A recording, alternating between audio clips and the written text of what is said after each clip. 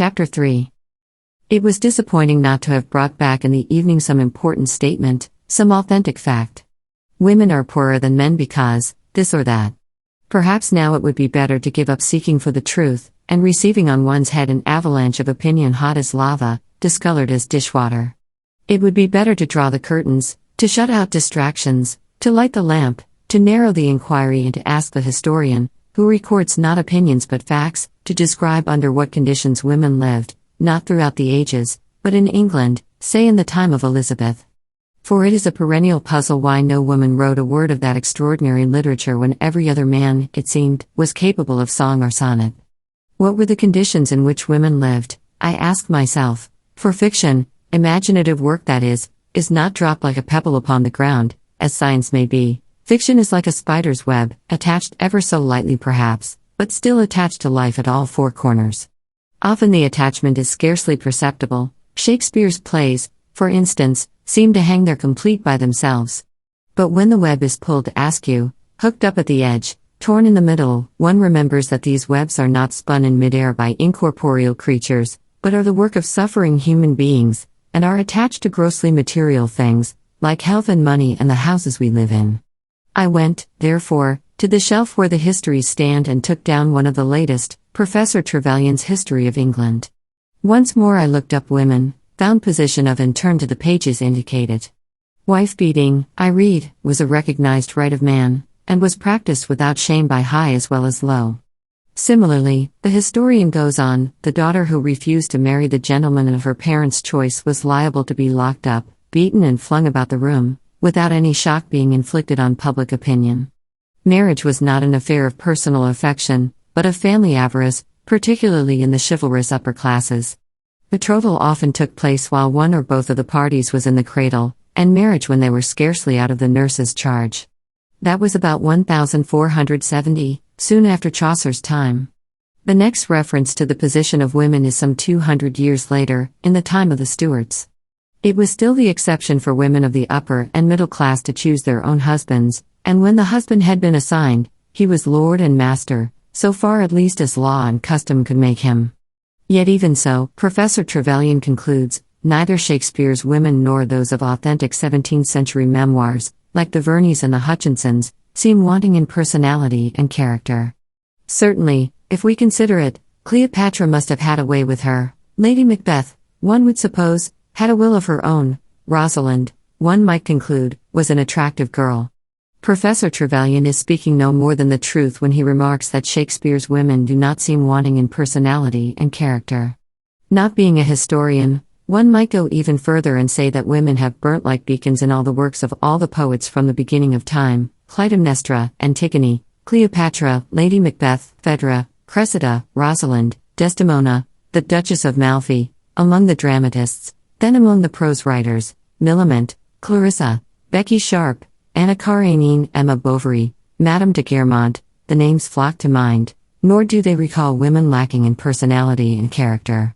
Indeed, if woman had no existence save in the fiction written by men, one would imagine her a person of the utmost importance, very various, heroic and mean, splendid and sordid, infinitely beautiful and hideous in the extreme, as great as a man, some think even greater. But this is woman in fiction.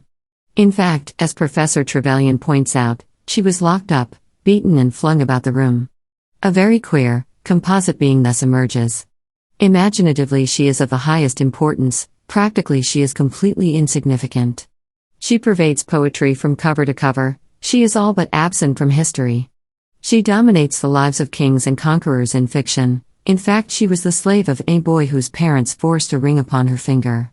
Some of the most inspired words, some of the most profound thoughts in literature fall from her lips. In real life she could hardly read, could scarcely spell, and was the property of her husband. It was certainly an odd monster that one made up by reading the historians first and the poets afterwards, a worm winged like an eagle, the spirit of life and beauty in a kitchen chopping up suet. But these monsters, however amusing to the imagination, have no existence in fact.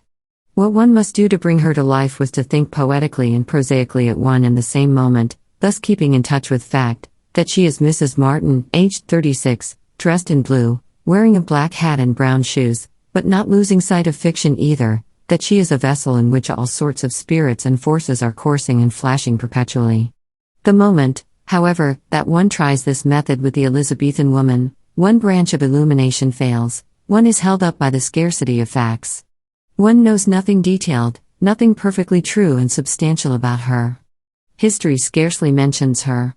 And I turned to Professor Trevelyan again to see what history meant to him. I found by looking at his chapter headings that it meant the manor court and the methods of open field agriculture, the Cistercians and sheep farming, the Crusades, the University, the House of Commons, the 100 Years' War, the Wars of the Roses, the Renaissance scholars, the dissolution of the monasteries, agrarian and religious strife, the origin of English sea power, the Armada, and so on.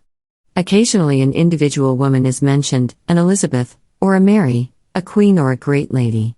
But by no possible means could middle-class women with nothing but brains and character at their command have taken part in any one of the great movements which, brought together, constitute the historian's view of the past. Nor shall we find her in any collection of anecdotes. Aubrey hardly mentions her. She never writes her own life and scarcely keeps a diary. There are only a handful of her letters in existence. She left no plays or poems by which we can judge her. What one wants, I thought, and why does not some brilliant student at Newnham or Girton supply it?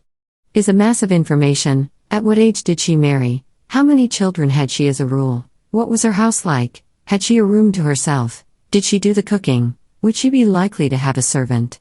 All these facts lie somewhere, presumably, in parish registers and account books. The life of the average Elizabethan woman must be scattered about somewhere. Could one collect it and make a book of it? It would be ambitious beyond my daring, I thought, looking about the shelves for books that were not there, to suggest to the students of those famous colleges that they should rewrite history, though I own that it often seems a little queer as it is, unreal, lopsided, but why should they not add a supplement to history? Calling it, of course, by some inconspicuous name so that women might figure there without impropriety? For one often catches a glimpse of them in the lives of the great, whisking away into the background, concealing, I sometimes think, a wink, a laugh, perhaps a tear. And, after all, we have lives enough of Jane Austen. It scarcely seems necessary to consider again the influence of the tragedies of Joanna Baillie upon the poetry of Edgar Allan Poe. As for myself, I should not mind if the homes and haunts of Mary Russell Mitford were closed to the public for a century at least. But what I find deplorable, I continued, looking about the bookshelves again, is that nothing is known about women before the 18th century. I have no model in my mind to turn about this way and that.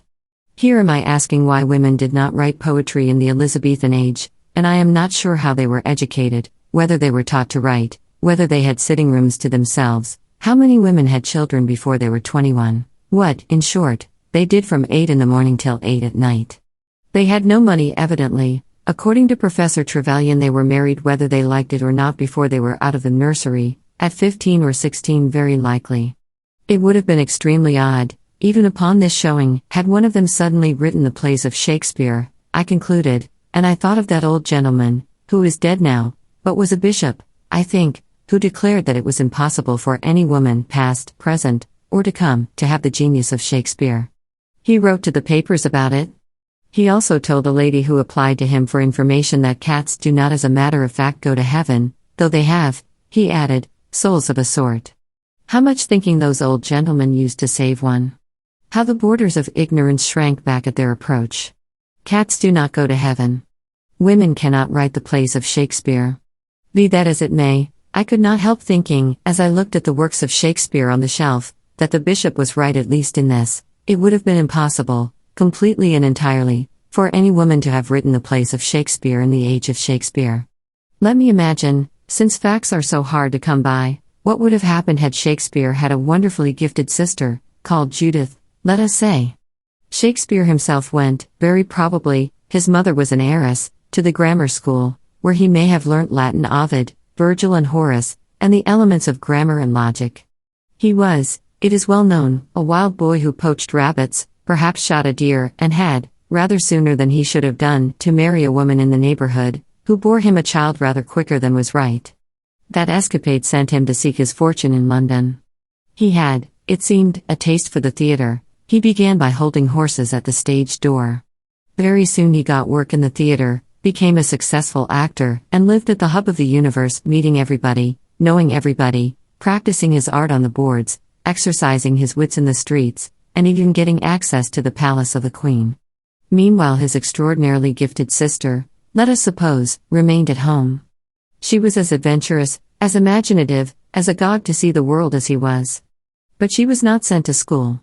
She had no chance of learning grammar and logic, let alone of reading Horace and Virgil. She picked up a book now and then, one of her brothers perhaps, and read a few pages. But then her parents came in and told her to mend the stockings or mind the stew and not moon about with books and papers. They would have spoken sharply but kindly, for they were substantial people who knew the conditions of life for a woman and loved their daughter. Indeed, more likely than not she was the apple of her father's eye.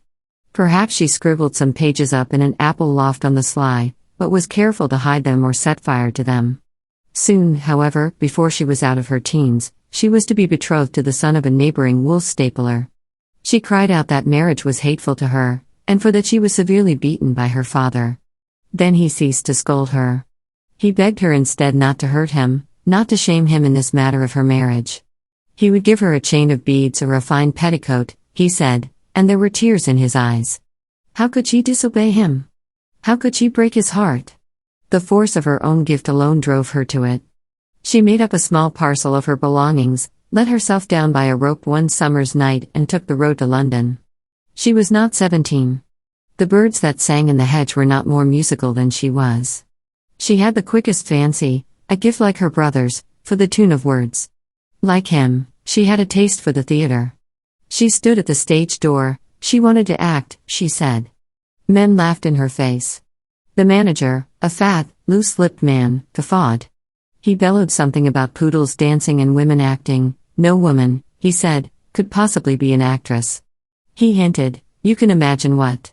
She could get no training in her craft. Could she even seek her dinner in a tavern or roam the streets at midnight? Yet her genius was for fiction and lusted to feed abundantly upon the lives of men and women and the study of their ways. At last, for she was very young, oddly like Shakespeare the poet in her face, with the same grey eyes and rounded brows, at last Nick Green the actor-manager took pity on her. She found herself with child by that gentleman, and so, who shall measure the heat and violence of the poet's heart when caught and tangled in a woman's body? Killed herself one winter's night and lies buried at some crossroads where the omnibuses now stop outside the Elephant Castle. That, more or less, is how the story would run, I think, if a woman in Shakespeare's day had Shakespeare's genius. But for my part, I agree with the deceased bishop, if such he was, it is unthinkable that any woman in Shakespeare's day should have had Shakespeare's genius. For a genius like Shakespeare's is not born among laboring, uneducated, servile people. It was not born in England among the Saxons and the Britons. It is not born today among the working classes. How, then, could it have been born among women whose work began, according to Professor Trevelyan, almost before they were out of the nursery, who were forced to it by their parents and held to it by all the power of law and custom? Yet genius of a sort must have existed among women as it must have existed among the working classes. Now and again an Emily Bronte or a Robert Burns blazes out and proves its presence. But certainly it never got itself onto paper. When, however, one reads of a witch being ducked, of a woman possessed by devils, of a wise woman selling herbs, or even of a very remarkable man who had a mother, then I think we are on the track of a lost novelist, a suppressed poet, of some mute and inglorious Jane Austen, some Emily Bronte who dashed her brains out on the moor or mopped and mowed about the highways crazed with the torture that her gift had put her to. Indeed, I would venture to guess that Anon, who wrote so many poems without signing them, was often a woman. It was a woman Edward Fitzgerald, I think, suggested, who made the ballads and the folk songs, crooning them to her children, beguiling her spinning with them, or the length of the winter's night. This may be true or it may be false, who can say? But what is true in it, so it seemed to me, reviewing the story of Shakespeare's sister as I had made it, is that any woman born with a great gift in the 16th century would certainly have gone crazed, shot herself, or ended her days in some lonely cottage outside the village, half witch, half wizard, feared and mocked at. For it needs little skill in psychology to be sure that a highly gifted girl who had tried to use her gift for poetry would have been so thwarted and hindered by other people, so tortured and pulled asunder by her own contrary instincts, that she must have lost her health and sanity to a certainty. No girl could have walked to London and stood at a stage door and forced her way into the presence of actor-managers without doing herself a violence and suffering an anguish which may have been irrational, for chastity may be a fetish invented by certain societies for unknown reasons, but were nonetheless inevitable. Chastity had then, it has even now, a religious importance in a woman's life, and has so wrapped itself round with nerves and instincts that to cut it free and bring it to the light of day demands courage of the rarest. To have lived a free life in London in the 16th century would have meant for a woman who was poet and playwright a nervous stress and dilemma which might well have killed her. Had she survived, whatever she had written would have been twisted and deformed, issuing from a strained and morbid imagination. And undoubtedly, I thought, looking at the shelf where there are no plays by women, her work would have gone unsigned. That refuge she would have sought certainly. It was the relic of the sense of chastity that dictated anonymity to women even so late as the 19th century. Currer Bell, George Eliot, George Sand, all the victims of the inner strife as their writings prove, sought ineffectively to veil themselves by using the name of a man. Thus they did homage to the convention, which if not implanted by the other sex was liberally encouraged by them. The chief glory of a woman is not to be talked of, said Pericles, himself a much talked of man, that publicity in women is detestable. Anonymity runs in their blood. The desire to be veiled still possesses them. They are not even now as concerned about the health of their fame as men are, and, speaking generally, will pass a tombstone or a signpost without feeling an irresistible desire to cut their names on it, as Alf, Bert or Chas. Must do in obedience to their instinct, which murmurs if it sees a fine woman go by, or even a dog, say Chen est à moi. And, of course, it may not be a dog. I thought, remembering Parliament Square, the Sieges Alley and other avenues, it may be a piece of land or a man with curly black hair. It is one of the great advantages of being a woman that one can pass even a very fine negress without wishing to make an Englishwoman of her. That woman, then, who was born with a gift of poetry in the 16th century, was an unhappy woman, a woman at strife against herself.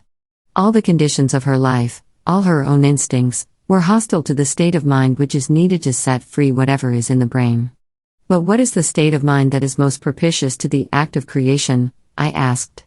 Can one come by any notion of the state that furthers and makes possible that strange activity? Here I open the volume containing the tragedies of Shakespeare. What was Shakespeare's state of mind, for instance, when he wrote Lear and Antony and Cleopatra? It was certainly the state of mind most favorable to poetry that there has ever existed. But Shakespeare himself said nothing about it. We only know casually and by chance that he never blotted a line. Nothing indeed was ever said by the artist himself about his state of mind until the 18th century perhaps. Rousseau perhaps began it. At any rate, by the 19th century self-consciousness had developed so far that it was the habit for men of letters to describe their minds in confessions and autobiographies. Their lives also were written, and their letters were printed after their deaths. Thus, though we do not know what Shakespeare went through when he wrote Lear, we do know what Carlyle went through when he wrote the French Revolution, what Flaubert went through when he wrote Madame Bovary, what Keats was going through when he tried to write poetry against the coming of death and the indifference of the world. And one gathers from this enormous modern literature of confession and self-analysis that to write a work of genius is almost always a feat of prodigious difficulty. Everything is against the likelihood that it will come from the writer's mind whole and entire. Generally material circumstances are against it. Dogs will bark, people will interrupt, money must be made, health will break down. Further, accentuating all these difficulties and making them harder to bear is the world's notorious indifference.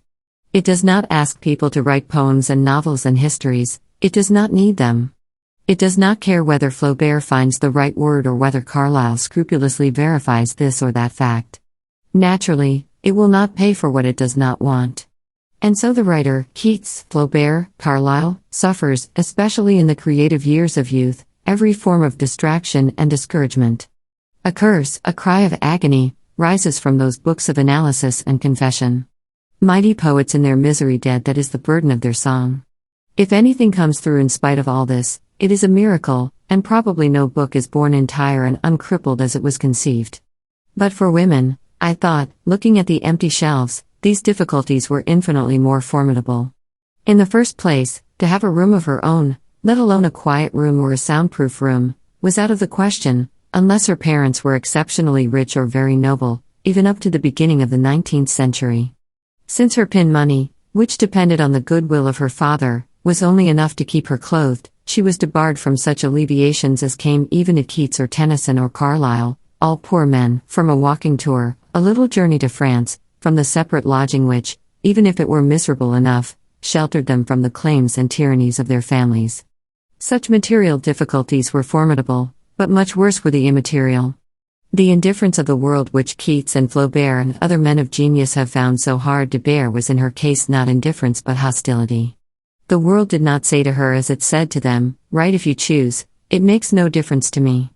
The world said with a guffaw, "Write? What's the good of your writing?" Here the psychologists of Newnham and Girton might come to our help, I thought, looking again at the blank spaces on the shelves.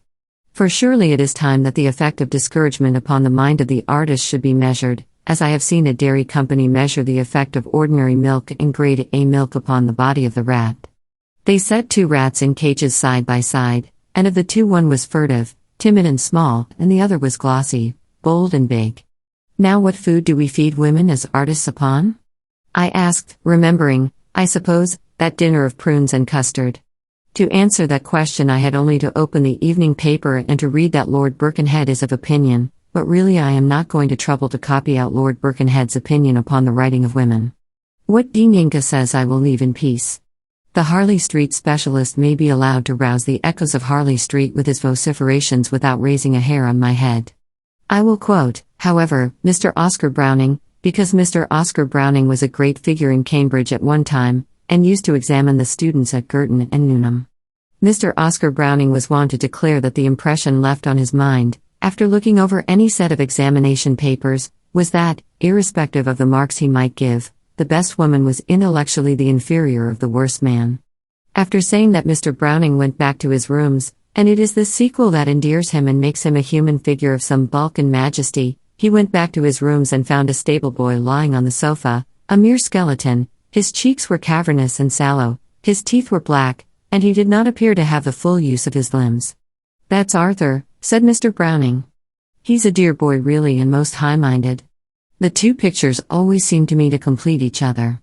And happily in this age of biography the 2 pictures often do complete each other, so that we are able to interpret the opinions of great men not only by what they say, but by what they do. But though this is possible now, such opinions coming from the lips of important people must have been formidable enough even 50 years ago. Let us suppose that a father from the highest motives did not wish his daughter to leave home and become writer, painter or scholar. See what Mr. Oscar Browning says, he would say, and there was not only Mr. Oscar Browning, there was the Saturday Review, there was Mr. Gregg, the essentials of a woman's being, said Mr. Gregg emphatically, are that they are supported by, and they minister to, men. There was an enormous body of masculine opinion to the effect that nothing could be expected of women intellectually. Even if her father did not read out loud these opinions, any girl could read them for herself, and the reading, even in the 19th century, must have lowered her vitality and told profoundly upon her work. There would always have been that assertion, you cannot do this, you are incapable of doing that, to protest against, to overcome. Probably for a novelist this germ is no longer of much effect, for there have been women novelists of merit. But for painters it must still have some sting in it, and for musicians, I imagine, is even now active and poisonous in the extreme. The woman composer stands where the actress stood in the time of Shakespeare. Nick Green, I thought, remembering the story I had made about Shakespeare's sister, said that a woman acting put him in mind of a dog dancing. Johnson repeated the phrase 200 years later of women preaching. And here, I said, opening a book about music, we have the very words used again in this year of grace, 1928, of women who try to write music. Of Mill. Germaine Taillefer. One can only repeat Dr. Johnson's dictum concerning a woman preacher, transposed into terms of music. Sir, a woman's composing is like a dog's walking on his hind legs. It is not done well, but you are surprised to find it done at all. So accurately does history repeat itself. Thus, I concluded, shutting Mr. Oscar Browning's life and pushing away the rest, it is fairly evident that even in the 19th century a woman was not encouraged to be an artist. On the contrary, she was snubbed, slapped, lectured and exhorted. Her mind must have been strained and her vitality lowered by the need of opposing this, of disproving that. For here again we come within range of that very interesting and obscure masculine complex which has had so much influence upon the woman's movement, That deep-seated desire, not so much that she shall be inferior as that he shall be superior, which plants him wherever one looks, not only in front of the arts, but barring the way to politics too, even when the risk to himself seems infinitesimal and the suppliant humble and devoted. Even Lady Bessborough, I remembered, with all her passion for politics, must humbly bow herself and write to Lord Granville Lusengower, notwithstanding all my violence in politics and talking so much on that subject. I perfectly agree with you that no woman has any business to meddle with that or any other serious business, farther than giving her opinion, if she is asked. And so she goes on to spend her enthusiasm where it meets with no obstacle whatsoever, upon that immensely important subject, Lord Granville's maiden speech in the House of Commons. The spectacle is certainly a strange one, I thought. The history of men's opposition to women's emancipation is more interesting perhaps than the story of that emancipation itself. An amusing book might be made of it if some young student at Girton or Newnham would collect examples and deduce a theory, but she would need thick gloves on her hands, and bars to protect her of solid gold. But what is amusing now, I recollected, shutting Lady Bessborough, had it to be taken in desperate earnest once. Opinions that one now pastes in a book labeled Cock-a-Doodle-Dum and keeps for reading to select audiences on summer nights once drew tears, I can assure you. Among your grandmothers and great-grandmothers there were many that wept their eyes out. Florence Nightingale shrieked aloud in her agony. Moreover, it is all very well for you, who have got yourselves to college and enjoy sitting rooms, or is it only bed sitting rooms? Of your own to say that genius should disregard such opinions, that genius should be above caring what is said of it. Unfortunately, it is precisely the men or women of genius who mind most what is said of them. Remember Keats. Remember the words he had cut on his tombstone. Think of Tennyson, but I need hardly multiply instances of the undeniable, if very unfortunate, fact that it is the nature of the artist to mind excessively what is said about him. Literature is strewn with the wreckage of men who have minded beyond reason the opinions of others. And this susceptibility of theirs is doubly unfortunate, I thought, returning again to my original inquiry into what state of mind is most propitious for creative work, because the mind of an artist, in order to achieve the prodigious effort of freeing whole and entire the work that is in him, must be incandescent, like Shakespeare's mind, I conjectured, looking at the book which lay open at Antony and Cleopatra. There must be no obstacle in it, no foreign matter unconsumed. For though we say that we know nothing about Shakespeare's state of mind, even as we say that, we are saying something about Shakespeare's state of mind. The reason perhaps why we know so little of Shakespeare, compared with Donne or Ben Jonson or Milton, is that his grudges and spites and antipathies are hidden from us. We are not held up by some revelation which reminds us of the writer. All desire to protest, to preach, to proclaim an injury, to pay off a score, to make the world the witness of some hardship or grievance was fired out of him and consumed. Therefore his poetry flows from him free and unimpeded. If ever a human being got his work expressed completely, it was Shakespeare. If ever a mind was incandescent, unimpeded, I thought, turning again to the bookcase, it was Shakespeare's mind.